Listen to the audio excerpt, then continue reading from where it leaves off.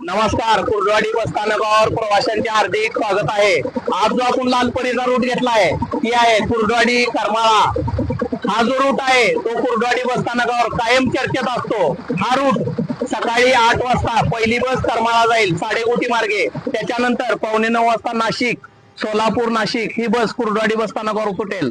त्याच्यानंतर 11:30 वाजता सालशे मार्गे करमाळा सुटेल. त्याच्यानंतर 12:30 वाजता कुर्डवाडी डेपोची कुर्डवाडी करमाळा सुटेल. त्याच्यानंतर 2:15 वाजता, त्याच्यानंतर 3:30 वाजता करमाळा गाडी सुटेल.